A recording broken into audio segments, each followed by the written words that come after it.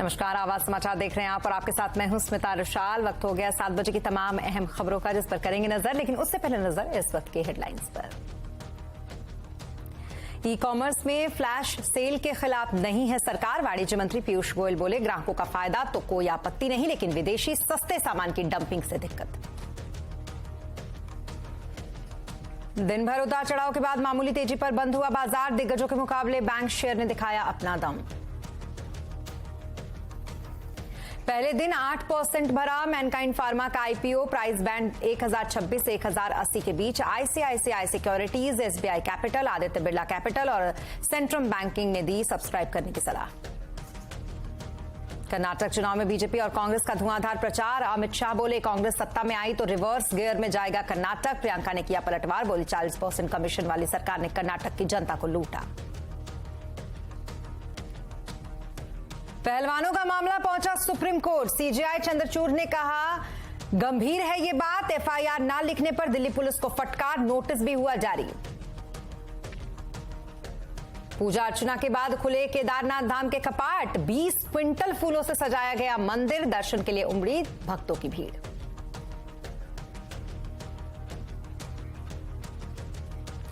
खबरों की शुरुआत डब्ल्यूएफआई के अध्यक्ष बना महिला रेसलर्स के मामले से, जो अब सुप्रीम कोर्ट पहुंच चुका है, जहां आज इस मामले की सुनवाई हुई। सुप्रीम कोर्ट ने आज सुनवाई करते हुए दिल्ली पुलिस को नोटिस जारी किया है। सीजेआई चंद्रचूड़ ने कहा कि याचिकाकर्ता महिला खिलाड़ी हैं और ये भारत का प्रतिनिधित्व करती हैं। ये मामला बहुत गंभीर है। दरअसल रेसलरों ने यह आरोप लगाया था कि जब वो दिल्ली पुलिस में एफआईआर दर्ज कराने पहुंची थी तो उनकी कंप्लेन नहीं लिखी गई। इस पर सीजेआई ने दिल्ली पुलिस को नोटिस जारी किया। ये पूरा मामला डब्ल्यूएफआई के अध्यक्ष ब्रजभूषण शरण सिंह से जुड़ा हुआ है, जिनके खिलाफ महिला पहलवानों ने गंभीर आरोप लगाए हैं। तो वहीं ब्रजभूषण सिंह पर कोई कार्रवाई नहीं होने पर जनवरी के महीने में भी ये महिला रेसलर ने जंतर मंतर पर प्रदर्शन किया था और तब 3 महीने के बाद एक बार फिर से वो धरने पर बैठी हैं। रेसलरों का ये कहना है कि उन्हें यकीन है कि सुप्रीम कोर्ट उनकी जरूर सुनेगा और आज कोर्ट ने इस मामले की सुनवाई करते हुए महिला पहलवानों की शिकायत को एक सील कवर लिफाफे में रखने का आदेश दिया है। अब इस मामले की सुनवाई शुक्रवार को होगी। देखिए, कोर्ट पे हमें भी विश्वास है। हम ये नहीं, ब्रजभूषण तो पहले ये भी बोल रहे हैं कि कमेटी फैसला करेगी। आज न्यूज में आ रही है कि व्यवस्था पे वो आप भरोसा नहीं कर रहे। कौन सी व्यवस्था की आप बात कर रहे हैं? सारी व्यवस्था तो आपने खराब कर रखी है। नंदिनी नगर में आप चैंपियनशिप करवा रहे हैं, जहाँ पे उनका गढ़ है, और जो सस्पेंड कर रखे जो गवर्नमेंट के एम्प्लॉय थे विनोद तोमर, वो लड़कियों को मेडल पहना रहे हैं वहाँ पे। ये कौन सी व्यवस्था की बात कर रहे हैं? हमारे जो सुप्रीम कोर्ट है उनके, हमारे जो सुप्रीम कोर्ट में सीआईडी चंद्रचूड़ सर जो है, हम लड़कियों का इतना सेंसिटिव मुद्दा उन्होंने अपने संज्ञान में लिया है। दिल्ली पुलिस को नोटिस दिया है कि आप एफआईआर कीजिए, और क्यों नहीं एफआईआर की है उसके ऊपर हमें जवाब दीजिए। आज कपिल सिब्बल सर ने भी ज्वाइन किया है, तो बहुत अच्छा लग रहा है कि लोग लड़कियों को इंसाफ दिलाने के लिए, ये सिर्फ एक खिलाड़ी लड़की की बात नहीं है, यहाँ पे महिलाओं की बात है। और खेल में अगर राजनीति होती रहेगी तो ऐसे शोषण होता रहेगा। और अब बात कर्नाटक की, जहां पर कर्नाटक विधानसभा चुनाव में राजनीतिक पार्टियों का प्रचार जोरों पर है। बीजेपी और कांग्रेस ने प्रचार में पूरी ताकत झोंक दी है। गृह मंत्री अमित शाह ने बागलकोट के तेरादल में चुनावी सभा को संबोधित किया। इससे पहले अमित शाह ने मंदिर में दर्शन किए। अमित शाह ने रैली में कांग्रेस पर जमकर निशाना साधा। उन्होंने कहा कि अगर कांग्रेस सत्ता में आई तो कर्नाटक का विकास रिवर्स गियर में चला जाएगा। अमित शाह ने कहा कि बीजेपी सरकार ने पीएफआई पर बैन लगाया, जबकि कांग्रेस पीएफआई से बैन हटाना चाहती है। अमित शाह ने मुस्लिम कोटे को लेकर भी कांग्रेस पर जमकर निशाना साधा। ये कांग्रेस पार्टी के अध्यक्ष कहते हैं कि अगर कांग्रेस की सरकार आई तो मुस्लिम रिजर्वेशन फिर से आएगा। मैं पूछना चाहता हूं कांग्रेस पार्टी के अध्यक्ष महोदय कि आप 4% मुसलमान रिजर्वेशन वापिस लाओगे तो किसका कम करोगे? वोक्कलिगा का कम करोगे?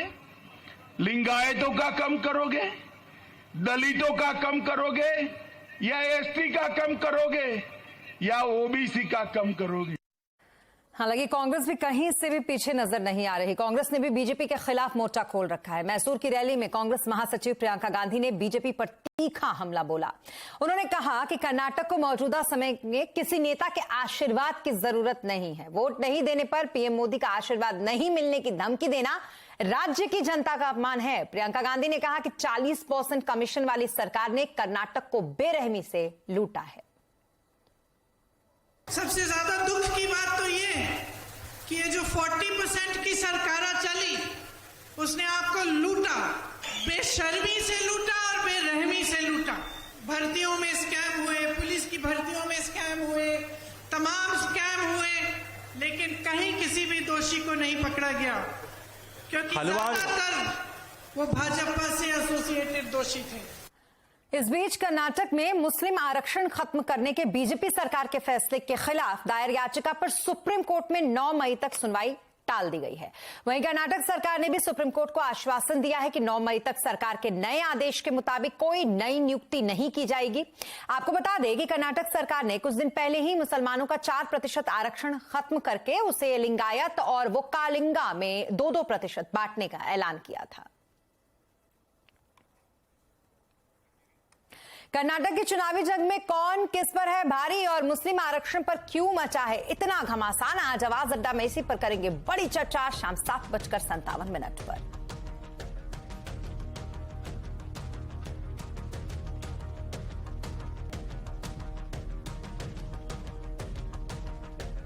और अब बात प्रधानमंत्री नरेंद्र मोदी की, जिन्होंने दादर नगर हवेली की राजधानी सिलवासा में लगभग 4,873 करोड़ की सौगात दी है। साथ ही पीएम ने सिलवासा में नमो अस्पताल परिसर का उद्घाटन किया। सिलवासा के लोगों ने प्रधानमंत्री का स्वागत फोन की फ्लैशलाइट जलाकर की। इस दौरान पीएम ने कहा कि कई सालों तक यहां के लोग विकास से दूर रहे, लेकिन पिछले 9 सालों में हमने देश में एक नई कार्यशैली विकसित की है।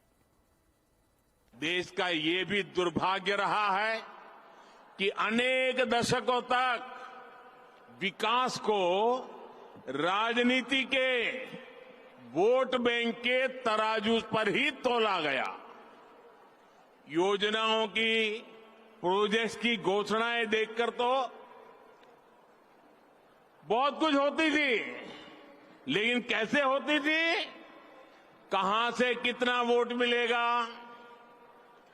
किस वर्ग को खुश करने से वोट मिलेगा, जिनकी पहुंच नहीं थी, जिनकी आवाज कमजोर थी, वो अभाव में रहे, विकास यात्रा में पीछे छूटते गए।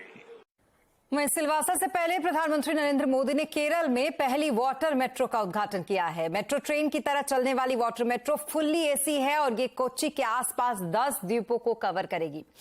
शुरुआत में water metro high court Vypin terminal और वटिल्ला कड़कनाड टर्मिनल के बीच चलेगी। इसमें एक बार में 50 से 100 यात्रियों को बैठने की सुविधा दी गई है। इसके लिए टिकट की बुकिंग कोच्चि वन ऐप के जरिए आप कर सकते हैं। वाटर मेट्रो सुबह 7 बजे से रात के 8 बजे तक चलेगी और इसकी सेवा हर 15 मिनट के अंतराल पर मिलेगी। शुरुआत में वाटर मेट्रो के लिए 23 बोट और 14 टर्मिनल हैं।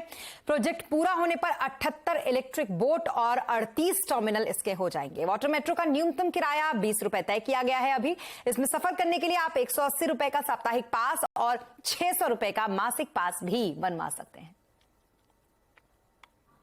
केरला को अपनी पहली वंदे भारत ट्रेन मिली है। आज कोच्चि को वाटर मेट्रो की नई सौगात मिली है। रेलवे से जुड़े अनेक प्रोजेक्ट्स मिले हैं। कनेक्टिविटी के साथ साथ आज केरला के विकास से जुड़े और भी प्रोजेक्ट्स का लोकार्पण और शिलान्यास हुआ है। और प्रधानमंत्री नरेंद्र मोदी के मन की बात का 100वां एपिसोड 30 अप्रैल को टेलीकास्ट होने वाला है। इस मौके पर प्रसार भारती एक नेशनल कॉन्क्लेव आयोजित कर रहा है। इस कॉन्क्लेव में 100 ऐसे लोग शामिल होंगे जिनके बारे में पीएम ने मन की बात में जिक्र किया था। दिल्ली के विज्ञान भवन में नेशनल कॉन्क्लेव का आयोजन होगा, जिसका उद्घाटन उपराष्ट्रपति जगदीप धनखड़ करेंगे। कार्यक्रम में फिल्म स्टार आमिर खान, रवीना टंडन से लेकर किरण बेदी शिरकत करेंगे। आपको बता दें कि मन की बात का पहला एपिसोड 3 अक्टूबर 2014 को टेलीकास्ट हुआ था। अब बात महाराष्ट्र की, जहां पर कुछ दिनों से यहां की राजनीति में अटकलों का बाजार बेहद गर्म है। जहां एक तरफ ये दावे किए जा रहे हैं कि अजीत पवार बीजेपी के साथ हाथ मिलाने वाले हैं, इस बीच अजीत पवार के पोस्टर लगाए गए हैं जिसमें उनको भावी सीएम बताया गया है। ये पोस्टर ऐसे समय में लगाए गए हैं जब कुछ दिनों से अजीत पवार पर लगातार सस्पेंस बना हुआ है। आखिर वो क्या करना चाहते हैं? पहले ये कहा गया कि वो एनसीपी तोड़कर बीजेपी के समर्थन से सीएम बनना चाहते हैं, फिर अफवाह उड़ी कि कहीं ना कहीं इसके पीछे शरद पवार का मौन समर्थन उनको हासिल है। लेकिन दोनों नेताओं ने बार बार ऐसी किसी भी संभावनाओं का खंडन किया। तो सवाल वहीं आकर फिर से ठहर गया कि आखिरकार अजीत पवार की मंशा है क्या? और अब इस पोस्टर ने इस सस्पेंस को और भी ज्यादा बढ़ा दिया है। बिहार के पूर्व सांसद और बाहुबली आनंद मोहन के जेल से बाहर आने का रास्ता अब साफ हो गया है और ऐसा खुद सरकार की वजह से हुआ है। जी हां, बिहार सरकार की कैबिनेट की बैठक में जेल नियमावली 2012 के नियम 481 में संशोधन किया गया, जिसके बाद न सिर्फ आनंद मोहन बल्कि 27 और कैदियों को जेल से रिहाई अब मिल जाएगी। जहां तक आनंद मोहन का सवाल है तो वो पहले ही पैरोल पर बाहर है। उनके बेटे चेतन आनंद की सगाई के लिए उन्हें ये पैरोल मिली थी। चेतन आनंद आरजेडी के विधायक हैं। आनंद मोहन की पैरोल 25 अप्रैल को खत्म हो रही है और ये नए बदलाव की वजह से 26 या फिर 27 अप्रैल को उन्हें फिर से रिहाई पूरी तरीके से मिल जाएगी। दरअसल आनंद मोहन को 1994 में गोपालगंज के जिला अधिकारी जी कृष्णैया की हत्या के मामले में दोषी ठहराया गया था। उन्हें पहले फांसी की सजा हुई थी, बाद में इस सजा को आजीवन कारावास में बदल दिया गया था और अब उनको पूरी तरीके से नई नियमावली की वजह से रिहाई मिल रही है। देश के वाणिज्य मंत्री पीयूष गोयल का कहना है कि वो ई कॉमर्स में फ्लैश सेल के खिलाफ नहीं है। गोयल का कहना है कि ग्राहकों को अच्छी डील मिले तो उन्हें कोई आपत्ति नहीं, लेकिन अगर इसी बहाने चीन जैसे देशों के सामान की डंपिंग होती है तो ये दिक्कत वाली बात है। गोयल सरकारी ई कॉमर्स प्लेटफॉर्म ONDC के एक कार्यक्रम में ये तमाम बातें बोल रहे थे। Consumer doesn't go on straight to the marketplace. Effectively, it's coming to a platform which is legit. From there, it goes to the marketplace, and their preferred seller is able to sell. That is cheating, and we are only trying to stop that cheating through the e-commerce policy that we are coming out with. The FDI laws have to be respected, and marketplace has to operate as a marketplace. Other products they can sell as their own single brand platform. We have no problem. That is perfectly possible and permitted. But if you can't mix the marketplace model with your single brand retail model, this is very close to my heart, and my heart beats for those billions and crores of small retailers for whom I'm worried, because we've seen that happen in the US, we've seen that happen in many developed economies. The mom and pop stores have literally disappeared. और e commerce network ONDC जल्द ही gift coupon जारी करने की सुविधा launch करेगा। Gift coupon के जरिए आप ONDC नेटवर्क पर मौजूद किसी भी सेलर्स का सामान आसानी से खरीद पाएंगे। हमारे संवाददाता आलोक प्रियदर्शी ने एक्सक्लूसिव बातचीत की ONDC के CEO टी कोशी से। सबसे जो इंटरेस्टिंग चीज आपने बताई कि ये गिफ्ट कूपन ONDC नेटवर्क पर कैसे इस्तेमाल होगा और क्या कितना इंटरेस्टिंग चीज है। और आपने कहा कि दिवाली, होली जैसे जो बड़े फेस्टिव होते हैं, ऐसे मौकों पर चाहे तो इस कंपनियां इसको दे सकती हैं अपने एम्प्लॉइज को या फिर किसी को भी। तो ये क्या है, कब लॉन्च होगा और कैसे, क्या पूरा इसका? मैं आपका बैकग्राउंड ही थोड़ा बोलेगा। आपको मालूम है SIDBI small industrial development bank of India हमारा एक इन्वेस्टर भी है। वो छोटा व्यापारियों को मदद कर रहा है, MSME सेक्टर को बहुत मदद कर रहा है। सो इसने सोचा एक आइडिया उसने हमसे डिस्कस किया। सब एम्प्लॉयज को उसने 10,000 रुपया का स्पेशल अलाउंस दिया, सिर्फ ONDC नेटवर्क से छोटा व्यापारियों और MSME सेक्टर से जो सीबी लेके आया उससे सामान लेने के लिए। उसका फायदा क्या है, पूरा प्रोसीजर हो जाएगा, वो उससे तो ज्यादा MSME सेक्टर को बड़ा कर सकता है। उसके बेसिस में हमने बोर्ड में वगैरह भी डिस्कस किया। मैं भी 1 या 2 महीने में हमने ONDC गिफ्ट कूपन लॉन्च करने का प्लान है। इसका आइडिया से ये गिफ्ट कूपन सबको खरीद सकता है, वो जनरलाइज चाहिए, सो इसलिए हमको NPCI RBI वगैरह था अप्रूवल वगैरह जाएगा। उसके बाद हमने जब तो अनाउंस करेगा, मान दीजिए 1.5-2 महीने में अनाउंस करेगा, पर हर लोग को ये खरीद सकता है फॉर गिफ्ट करने के लिए। हमारा इच्छा यही है, ये जब तो दिवाली वगैरह आएगा हर कंपनियों जब तो गिफ्ट दे देगा, वो gift coupon ONDC gift coupon दे देगा, वोकल फॉर लोकल हो जाएगा, और उधर से जब सारा एमएसएमई सेक्टर, शॉल है, कांजीपुरम साड़ी है, ड्राई फ्रूट्स है, सब कुछ अवेलेबल हो गए। ये सब खरीदने के लिए सीधा ओएनडीसी नेटवर्क से खरीदिया तो हमारा लोकल व्यापारियों का और स्मॉल मर्चेंट्स को बहुत फायदा हो जाएगा और नेटवर्क में एक स्टिमुलेशन भी होगा।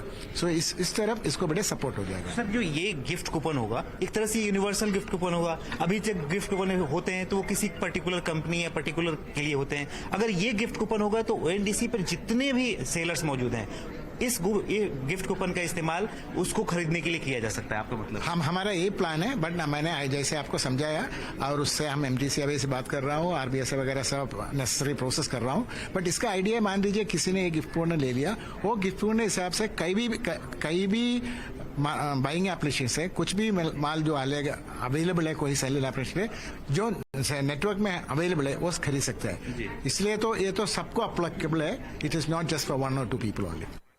और अब बात करते हैं बाजार की, जहां आज हफ्ते के दूसरे दिन बाजार में दायरे में कारोबार हुआ। बाजार लगातार दूसरे दिन बढ़त पर बंद हुआ। सेंसेक्स की अगर बात करें तो ये 75 अंक चढ़कर 60,132 पर बंद हुआ और निफ्टी 26 अंक चढ़कर 17,669 पर बंद हुआ। माफ कीजिएगा, 769 पर बंद हुआ। मार्केट का पूरा हाल समझने के लिए चलते हैं यतिन के पास। यतिन, बताएं जरा आज के बाजार के हाईलाइट्स क्या क्या रहे? तो आज अगर हम मार्केट की बात करें तो बहुत सीमित दायरे में आज कारोबार होता हुआ दिखाई दिया। निफ्टी में केवल 25 अंकों की तेजी और सेंसेक्स में 75 अंकों की तेजी। हालांकि निफ्टी बैंक में आपको काफी अच्छा ट्रैक्शन मिला क्योंकि सरकारी बैंक्स में अच्छी खासी खरीदारी का मूड माहौल बनता हुआ नजर पड़ा। इसके अलावा एनर्जी और मेटल स्टॉक्स में भी आपको आज के सत्र में खरीदारी आती हुई नजर पड़ी। लूजिंग साइड पे थोड़े बहुत आपको प्राइवेट सेक्टर के बैंक्स और आईटी कंपनियों में बिकवाली हावी होती हुई दिखाई पड़ी, जिसके कारण बाजार में एक बैलेंस सा बना रहा। ओवरऑल बाजार का जो एनएससी का एडवांस डिक्लाइन रेशियो है वो 1:1 था, क्योंकि स्मॉल कैप्स में हल्की फुल्की आपको तेजी आती हुई नजर पड़ी। इसके अलावा सेक्टर्स का कैसा हाल रहा आज यतिन? तो निफ्टी गेनर्स की अगर हम बात करें तो यहाँ बजाज फाइनेंस आपको दिखेगा। कल नतीजों के पहले यहाँ काफी अच्छी बाइंग आती हुई आपको दिखाई पड़ी। इसके अलावा अदानी एंटरप्राइजेस, ब्रिटानिया और बजाज फिनसर्व, इन स्टॉक्स में भी अच्छी खासी खरीदारी का मूड माहौल रहा। लूजिंग साइड पे ऑब्वियसली एचडीएफसी ट्विंस में 1-1.5% तक की मंदी थी। इसके अलावा एचडीएफसी लाइफ और यूपीएल में भी आपने थोड़ी बहुत सेलिंग प्रेशर आता हुआ नजर पड़ा। मिड कैप्स की बात करते हैं, यहाँ आपको काफी सारे रेलवे के स्टॉक्स दिखेंगे। आज आईआरएफसी का स्टॉक 4% चढ़ा। इसके अलावा Gland Pharma, Ashok Leyland, clean sciences, इन सब शेयरों में भी 3-3, 4-4% का अपटिक रहा। रेलवे स्टॉक्स में इन जनरल अच्छी खासी बाइंग का माहौल था। लूजिंग साइड पे मैनेजमेंट चेंजेस के अनाउंसमेंट के बाद क्रॉम्पटन ग्रीव्स का शेयर बिल्कुल 12% गिरा। इप्का लैब्स एक अधिग्रहण के अनाउंसमेंट के बाद यहां भी 10% की मंदी। जी एंटरटेनमेंट और आवाज फाइनेंशियल, ये दोनों स्टॉक्स में भी आपने कंटिन्यूस डाउनटिक देखा है।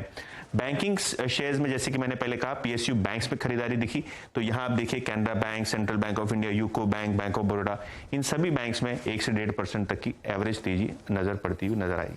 जी, बहुत शुक्रिया तमाम मार्केट अपडेट के लिए आपका यतिन। और देश की सबसे बड़ी फार्मा कंपनियों में से एक मैनकाइंड फार्मा का आज आईपीओ खुल गया। इश्यू साइज के हिसाब से ये इस साल का सबसे बड़ा आईपीओ है। आपको बता दें कि मैनकाइंड फार्मा के आईपीओ का प्राइस बैंड 1026 से 1080 रुपए रखा गया है। तो वहीं आईपीओ खुलने से पहले कंपनी ने एंकर निवेशकों से करीब 1300 करोड़ रुपए जुटा लिए हैं। इस पर हिम सिक्योरिटीज के आस्था जैन का कहना है कि ये आईपीओ अच्छा है और सब्सक्राइब इसे किया जा सकता है। तो वहीं कई अन्य ब्रोकरेज हाउसेज ने भी इस आईपीओ को अच्छा बताया और सब्सक्राइब करने लायक बताया। जी देखिए, सबसे पहले तो रेटिंग तो सब्सक्राइब की है, लेकिन यहाँ मैं बोलना चाहूंगी कि लॉन्ग टर्म के लिए एक बहुत बढ़िया कैंडिडेट है, क्योंकि मार्केट काफी ज्यादा वॉलेटाइल है और थोड़ा सा जो इन्होंने वैल्यूएशंस किए हैं वो मेरे हिसाब से एकदम फेयर वैल्यूएशंस हैं। तो उस हिसाब से लिस्टिंग गेन बहुत लिमिटेड होने की उम्मीद है, और ना भी हो, लेकिन ये फिर भी सब्सक्राइब करना चाहिए क्योंकि लॉन्ग टर्म के लिए काफी अच्छा लगता है। और फर्टिलाइजर कंपनियों के लिए गैस और सस्ती हो सकती है। सीएनबीसी आवाज को एक्सक्लूसिव जानकारी मिली है कि एक्सपेंडिचर फाइनेंस कमीशन वैट घटाने की सिफारिश कर सकता है। पूरी डिटेल लेते हैं। हमारे साथ बात करने के लिए economic policy editor Lakshman Roy ji. Lakshman ji, बताएं जरा क्या कुछ डिटेल्स हैं आपके पास। दरअसल देखिए, सरकार की पूरी कोशिश है कि फर्टिलाइजर सब्सिडी को कैसे कम किया जाए। इसके लिए अलग अलग कदम सरकार उठा रही है। उस कड़ी में एक नया कदम ये जुड़ने जा रहा है कि फर्टिलाइजर प्लांट को जो नेचुरल गैस की सप्लाई की जाती है उस पर जो राज्य सरकारें वैट लगाती है उस वैट को कम किया जाए। और इसको लेकर के एक्सपेंडिचर फाइनेंस कमेटी जो कि वित्त एक्सपेंडिचर सेक्रेटरी की अगुवाई में होती है उसने सिफारिश कर दी है कि इस वैट को घटाया जाए या पूरी तरह से खत्म किया जाए। अब उस सिफारिश के आधार पर फर्टिलाइजर मंत्रालय सभी राज्यों को एक चिट्ठी लिखने वाला है। दरअसल पूरा मामला यह है कि राज्य सरकारें जो है नेचुरल गैस पर यहाँ पे आपको 3% से लेकर के 24.5% तक, जी हाँ 24.5% तक वैट लगाती है नेचुरल गैस पे। और वो नेचुरल गैस यूरिया प्रोडक्शन का करीब 80% तक लागत का हिस्सा होता है।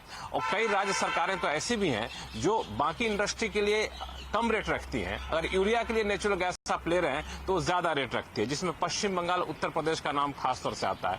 तो अब केंद्र सरकार का ये कहना है कि चूंकि हम एक तरफ फर्टिलाइजर पर सब्सिडी दे रहे हैं, दूसरी तरफ वैट बढ़ाते जा रहे हैं, ये सही नहीं है, ये उचित नहीं है, इसलिए से आप वैट घटाइए। अब इसको लेकर के केंद्र सरकार चिट्ठी लिखेगी, क्योंकि इससे पहले जीएसटी के दायरे में लाने की जो कोशिश थी वो नाकाम हो गई है। तो अब वैट घटाने की कोशिश शुरू हो रही है। बहुत शुक्रिया लक्ष्मण जी तमाम डिटेल्स के लिए आपका। और यहाँ रुकेंगे छोटे से ब्रेक के लिए, लेकिन जल्द होंगे हाजिर, आप बने रहे हमारे साथ।